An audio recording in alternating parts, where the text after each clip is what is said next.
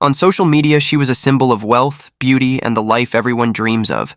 Travel, parties, luxury brands, perfect smiles before the camera. But in just 48 fateful hours, everything collapsed so quickly that no one could understand what had happened. In the bustling heart of Phuket, amid the ecstatic crowds at the festival, a woman fell into a trap so sweet it was deadly. Her smile remained online, her account stayed lit up, but their owner never had the chance to return. What really happened in those brief 48 hours? Who was the person beside her in those final moments? Join Crime Documentary Files as we uncover the truth. In early July 2024, Phuket entered peak tourist season. Brilliant tropical sunlight stretched across fine sandy shores. Water droplets from the water-splashing festival flew through the air, merging with the music and lively laughter of tourists. Southeast Asia's vacation paradise remained as vibrant and captivating as ever, welcoming waves of people coming to enjoy their dream holiday. Among those tourists was Ruimin, 38, from China, owner of an upscale yoga and fitness center in Qingdao. Not only successful in her career, Ruimin was also a symbol of luxury on social media, famous for her beauty, lavish lifestyle, and upper-class taste for enjoyment. Her life overflowed with images that made others envious, checking in at Michelin restaurants, meditating and practicing yoga beside private pools, wearing limited-edition designer items, appearing at exclusive parties. She had flaunted her VIP casino card in Macau and was often spotted enjoying the bright lights of the nightlife world. She was extremely strict about managing her appearance. Not only did she regularly receive Botox injections to maintain smooth skin, she consistently shared personal experiences about aesthetic medicine, bodybuilding, and anti-aging treatments on social media. At nearly 40, she maintained the face and figure of a woman in her 20s, earning her the online title of Ageless Goddess. This meticulously crafted image, combined with the financial resources she built through running her own business, created a perfect persona: beautiful, successful, and both admired and envied by others. In late June 2024, Ruimin began a new journey. She told friends this time she would go to Thailand, both to participate in the famous water festival and to take the opportunity to rest and recharge after busy months. On June 30th, she posted a selfie on social media with the caption, "Thailand's water festival really helps relieve stress. The feeling is completely different from China. Everyone can freely enjoy this fun." In the frame, Ruimin wore a brightly colored resort outfit, beaming with a radiant smile, with a crowded street immersed in the festival behind her. Everything exuded freedom, excitement, and overflowing travel enthusiasm. No one suspected this would be her last post. From that day forward, Ruimin's personal page fell completely silent. Initially, Ruimin's friends weren't particularly concerned. They were used to her occasionally disappearing for a few days to attend meditation retreats, find inner peace, or disconnect from social media. Temporary loss of contact with Ruimin was nothing unusual. However, on July 3rd, an abnormality began to make everyone feel uneasy. A close friend, very familiar with Ruimin's daily habits, suddenly discovered that her WeChat step count had been continuously at 0 for several days, while her account status always showed online. This strange contradiction immediately sent chills down her spine, because no matter how reclusive Ruimin could be, she had never been literally motionless like this. Urgent calls began to be made, but no one answered Ruimin's phone. Messages sent were met with silence. The feeling of unease from one person quickly spread to many others. When contacting Ruimin's older sister and friends back home, everyone agreed. This time, something was not right. And then, the most horrifying thing arrived. On the very night Ruimin lost contact, her family suddenly received a strange call from Thailand.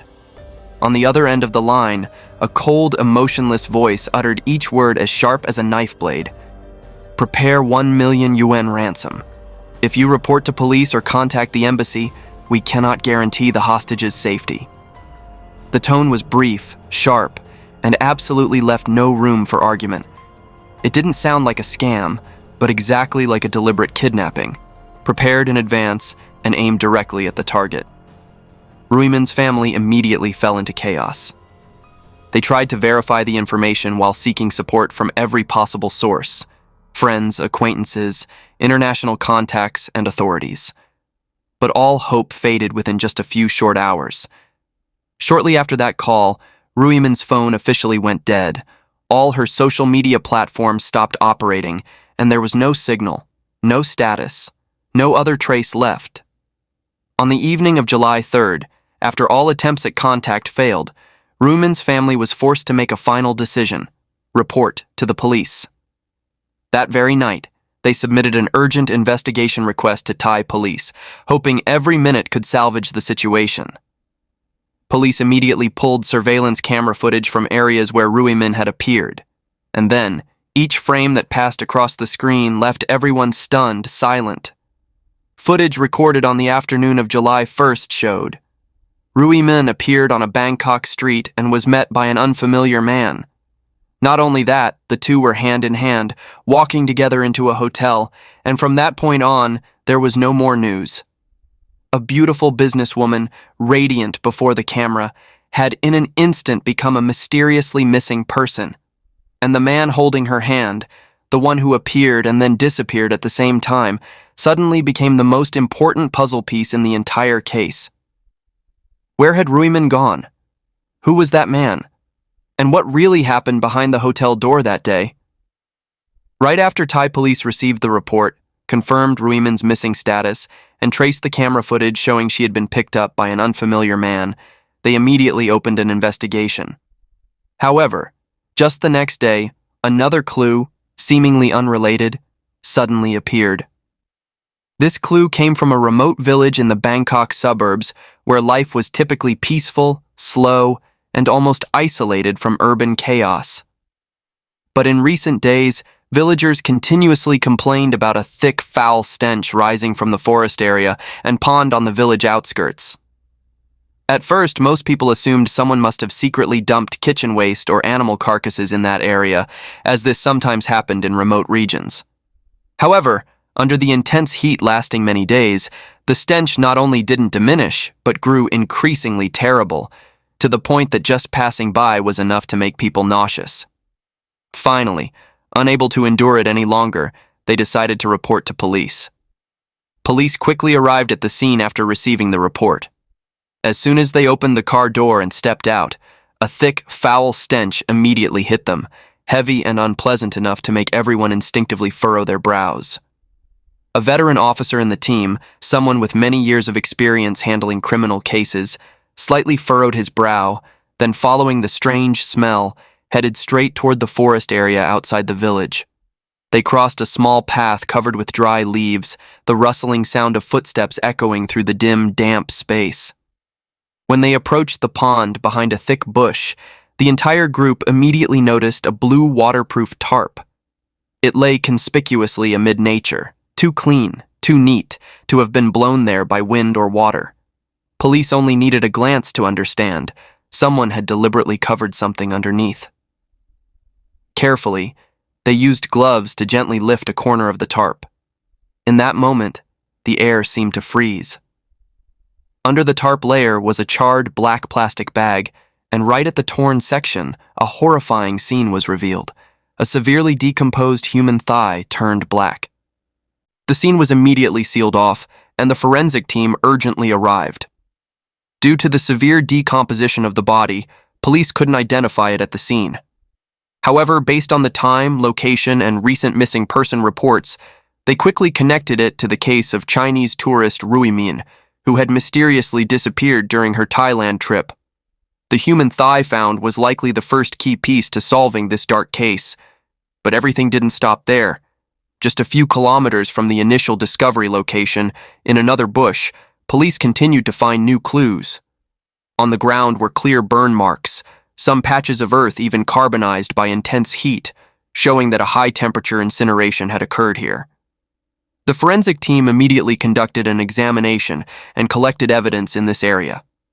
There they found remnants of unburned fabric, luggage debris, a pink rolling suitcase burned to fragments along with hair, body tissue, and human bone fragments mixed in the blackened earth. Preliminary test results confirmed all were human tissue and remains. The evidence collected initially was more than sufficient to prove that human body incineration had occurred at the scene. The perpetrator clearly attempted to use outdoor fire to erase all traces, but the lack of specialized equipment, insufficient accelerants, plus the complex structure of the human body caused the disposal process to fail. The perpetrator thought fire could bury the truth, but ultimately inadvertently left behind a field of living evidence. Police immediately expanded the search radius around the area. In the dark-colored soil still reeking of burning, a series of personal items not yet fully destroyed were found one after another. These included fragments of women's clothing, remaining accessories, and especially a pair of silicone breast implants not destroyed by the flames. After collecting sufficient samples at the scene, combined with DNA identification results and various other professional analyses, police reached a final conclusion. The body parts found were indeed the remains of Ruimin, the tourist who had disappeared earlier. By the time the victim's identity was confirmed, police gradually realized that behind this seemingly mysterious disappearance was not an accident or impulsive act, but rather a carefully prepared, violent crime. Clues gradually revealed a blood-soaked, calculated story. On July 12th, Thai police officially issued an announcement. In the Bang Pa area of Ayutthaya province, beside a pond near the village, they had discovered the remaining leg, and after comparison, confirmed it belonged to Ruimin. The time of death was determined to be the early morning of July 3rd. With the body verified, the missing person case was immediately upgraded to a serious transnational murder case. From here, the investigation entered a completely new phase. Thai police coordinated with China, beginning to reconstruct Ruimin's entire journey before she disappeared, reviewing every hour, every destination, every connection. Not a single detail was allowed to be overlooked. This included reviewing Ruimin's previous social media interaction records. Very quickly, police narrowed down a suspicious target. In Ruimin's social media interaction history, a male account appeared with abnormally frequent activity. After tracing the identity, they discovered the account owner was Ma Yanqing, 33, from Anhui Province, China. He immediately became the prime suspect. From public data on social media platforms, police realized Yanqing was not a stranger who appeared by chance. On the contrary, he had quietly approached Ruimin about 2 months earlier, showing clear initiative and direction. As early as May, under one of Ruimin's travel posts, Yanqing left a suggestive comment, half joking, half serious. "You're so beautiful and lucky. Lend me some of your luck too." The tone was casual, polite, not too ostentatious. Enough to create goodwill, but also enough to create an opportunity for conversation.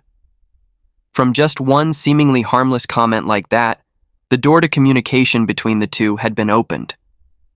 After that interaction, Ruimin and Yanqing quickly followed each other, then began messaging privately more frequently. Police immediately conducted a comprehensive background investigation on this man. The results showed that on social media, Yanqing built a perfect image for himself. His friend circle overflowed with photos steeped in upper-class style, showing off Rolex watches, driving a BMW along the beach, checking in at famous islands, wearing tailored suits, his face always accompanied by a polite, confident smile. Each photo had beautiful composition, as if staged and carefully calculated, creating the impression of a young, successful man standing at the peak of glory. Not stopping there, he also posted photos drinking wine on private jets, frequently flying between Malaysia, Thailand, and Dubai, describing himself as busy with project negotiations and international cooperation.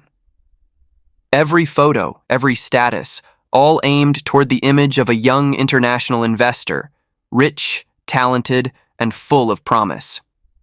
On the surface, Yanqing resembled the ideal dream man, surrounded by luxury hotels, high-end nightclubs, supercars, and Michelin dining experiences. Not a few people, just scrolling through his personal page, would immediately form an impression. This is a classy, talented, and wealthy man. In some posts, he even subtly revealed he was participating in long-term investment projects in Thailand. However, after just a short investigation period, police exposed the truth behind that glittering facade. Everything Yanqing displayed, from supercars and private jets to his international businessman image, was just an elaborate, sophisticated fraud.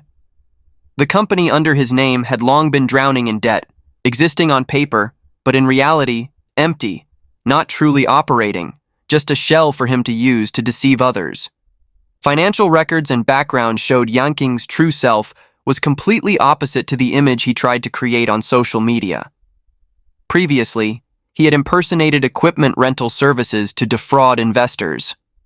In fact, his criminal record included a case where he defrauded a woman of 2 million yuan, approximately $280,000, then only returned 200,000 yuan, about $28,000, before disappearing without a trace.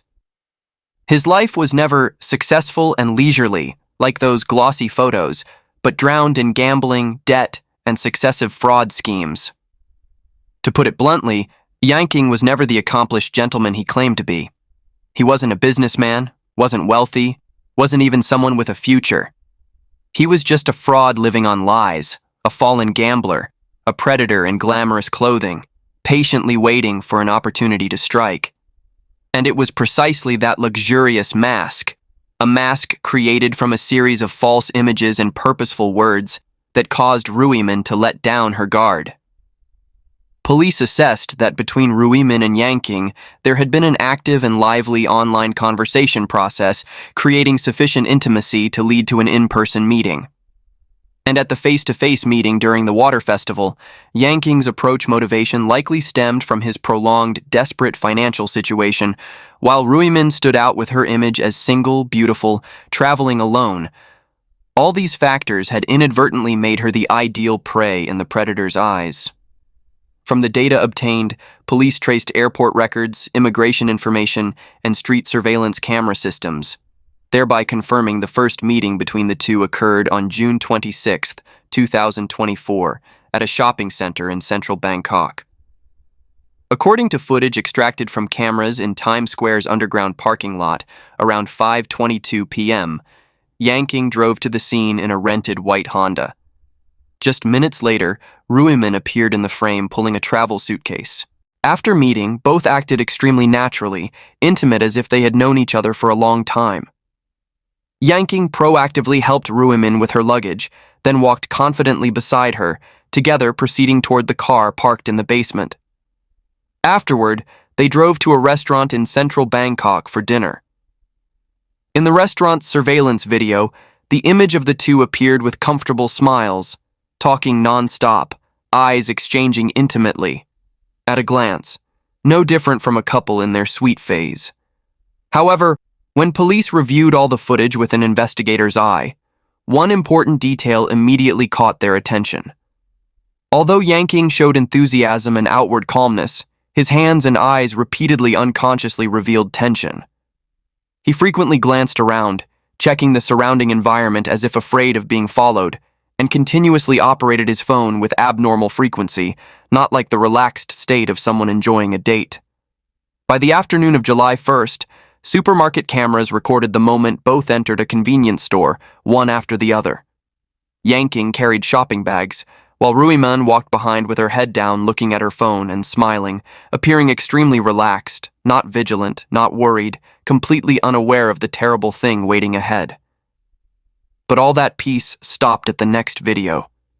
In a frame extracted that same evening, security cameras recorded the two entering a villa-style hotel in Bangkok's suburbs. Everything seemed still peaceful. They entered the room, the door closed. But from that moment, not a single camera captured Ruimin stepping out again. The relationship between Ruimin and Yanqing remained a big question. Thai police stated that cameras recorded them holding hands entering the hotel and spending the night there, showing a certain level of intimacy. However, chat conversations disclosed by Ruimin's close friend revealed a completely different slice. Just 2 days before the incident, Ruimin was still coyly chatting with another man, complaining, "You basically don't love me, I'm so sad." And that man responded indifferently, "We've only known each other for 2 days. What's this talk about love or not love?" Here, we won't judge Ruimin's friendship style or love life. However, according to friends sharing, Behind her strong, confident online appearance, Ruimin in real life was just a simple girl, bearing marriage pressure and yearning to find genuine care and affection. Perhaps because of this, she easily opened her heart to men who appeared at the right moment, even if newly acquainted. This Thailand trip, ultimately, was it to meet an online relationship, or just a chance meeting that led to tragedy? Only Ruimin would know the answer. Sadly, she no longer has the chance to speak that truth even once more. She had no idea that the romantic international date she anticipated was actually a death trap prepared long ago. Police continued to trace the movement trajectory of the white Honda that Yanqing rented. Before long, they discovered that during Ruimin's disappearance, this car had left Bangkok and driven straight to the suburbs of Ayutthaya province, precisely where the body was later discovered. Each landmark in that journey coincided with when Ruimin disappeared, further strengthening the assessment that Yanqing was directly related to the crime. Combining surveillance camera data and timeline, police speculated the murder occurred in the early morning of July 2nd, right at the hotel where they were staying. When authorities arrived at the villa-style hotel in Bangkok's suburbs, they were surprised to find the room had been cleaned to an abnormally spotless degree. Everything neat and tidy, not a blood stain, not a sign of struggle, even the bedsheets flat and smooth, without messy folds. Everything resembled a room where nothing had ever happened. But that silence was only surface level. When the forensic team entered the bathroom, they discovered extremely small blood traces remaining at the drain opening. Difficult to detect with the naked eye, but rapid on-site testing confirmed the plumbing system still retained Ruimin's DNA. This proved the murder almost certainly occurred within the enclosed bathroom space. Experts assessed that the small bathroom was easy to seal and also a convenient place to wash away traces with water. Most likely the perpetrator used sulfuric acid to clean blood, attempting to erase all evidence in a short time. However, he greatly underestimated the police's forensic capabilities. Next came details chilling enough to make anyone hearing them shudder.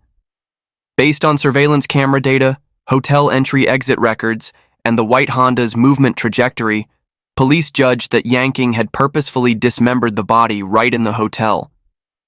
After committing the crime, he deliberately wrapped the body, then stuffed everything into the pink suitcase brought on the trip. Around 3:45 a.m., Yanqing left the hotel, driving the car toward Ayutthaya province's suburbs.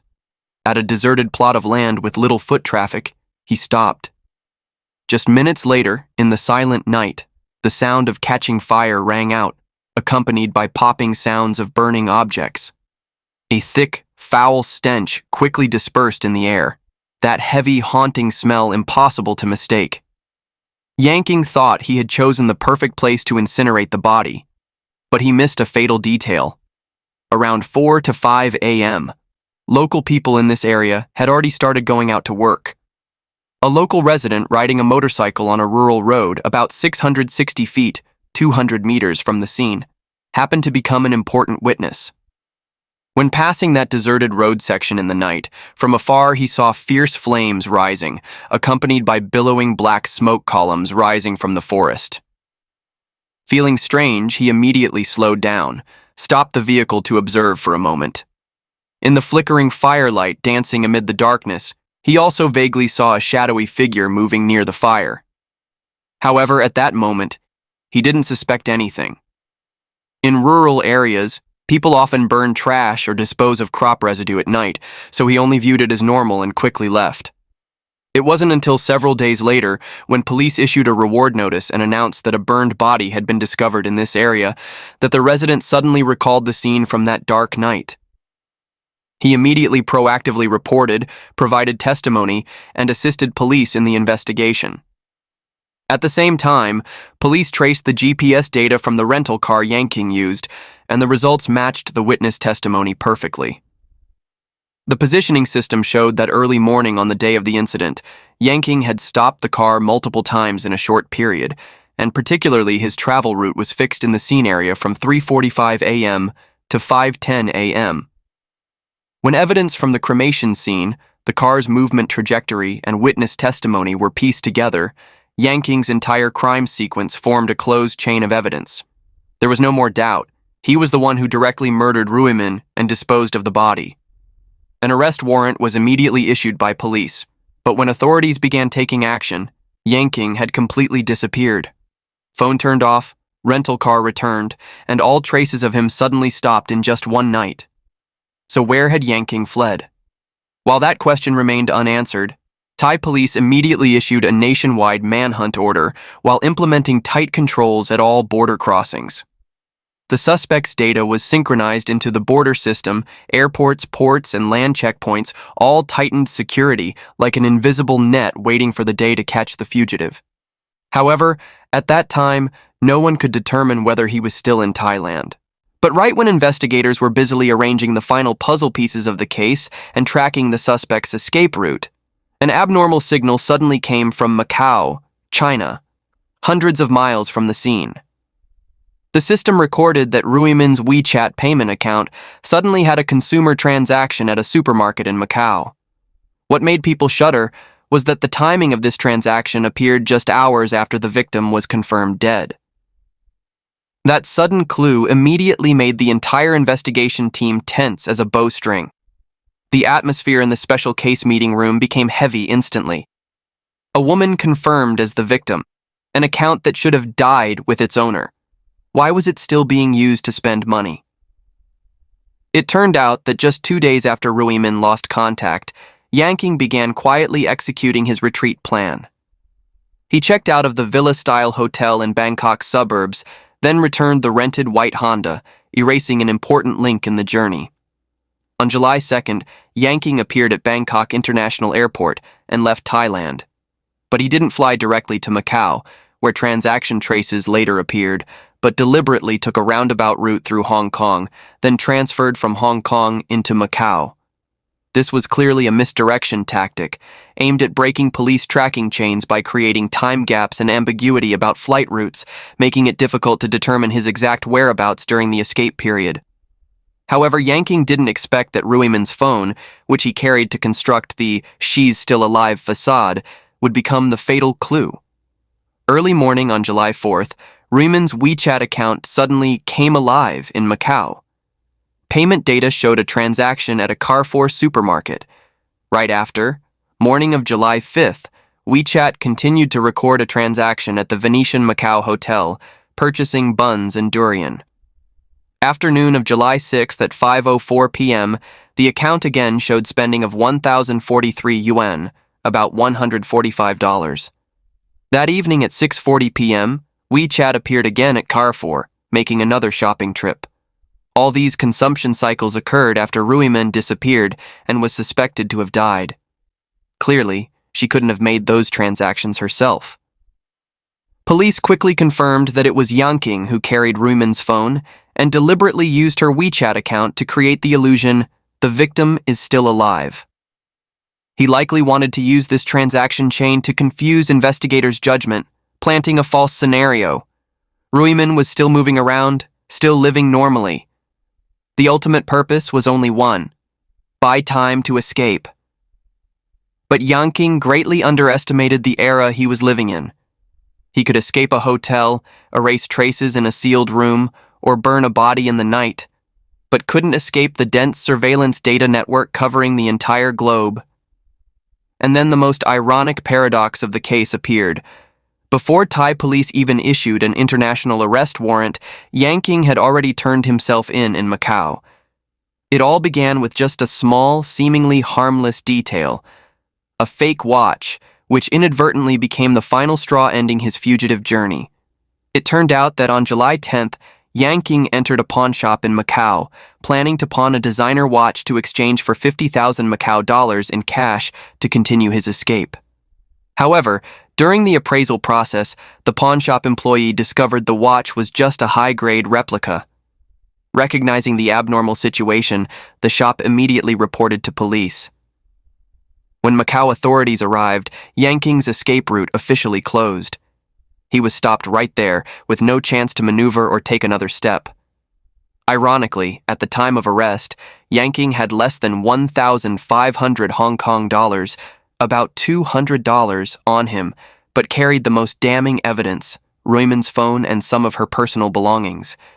These exhibits not only exposed his flight behavior, but also directly linked him to the murder and body disposal. Yanqing was immediately arrested by Macau police, and the case was then transferred to law enforcement agencies in China and Thailand. When Yanqing was arrested, this shocking transnational murder case finally entered the trial phase. Thailand had expressed a desire to bring the suspect back to their country for trial, but considering that Yanqing was a Chinese citizen and the victim was also Chinese, both sides later reached an agreement. Extradite Yanqing back to China to face punishment under local law. In court, Yanqing appeared in prison clothes, looking haggard and weak, completely opposite to the glamorous businessman image he once displayed on social media. He understood very well. This moment standing before the court was the moment determining his fate. Before the court, the evidence file had been completed rigorously. From police investigation reports, forensic identification results, to important surveillance video clips and evidence collected at the scene, everything had formed a logical, closed chain of evidence. Especially the blood traces collected in the car, remains reacting during forensic testing, along with the consumption history he left when using Ruimin's WeChat, had become fatal, irrefutable evidence.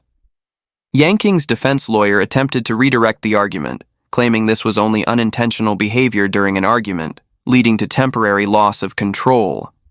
But this argument was quickly rejected decisively by the prosecution. The procuratorate pointed out that, from proactively approaching the victim early on, establishing a wealthy facade, step-by-step winning trust and building confidence, to committing murder, robbing property, dismembering and incinerating the body, then continuing to use the victim's WeChat account for spending and transferring money, this entire chain of behavior showed clear preparation, purpose, and calculation. This was not an impulsive outburst, nor a moment of loss of self-control. On the contrary, it was a crime plan executed step by step, leading Yanqing straight into the trajectory of murder with cold calculation.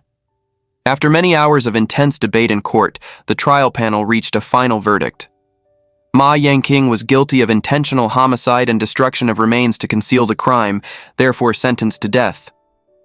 That verdict, though unable to save a lost life, at least brought some belated justice to the victim's family. Both Ruimin and Yanqing created perfect images for themselves on the internet. The sophisticated, independent, wealthy woman, and the polite, successful, classy man.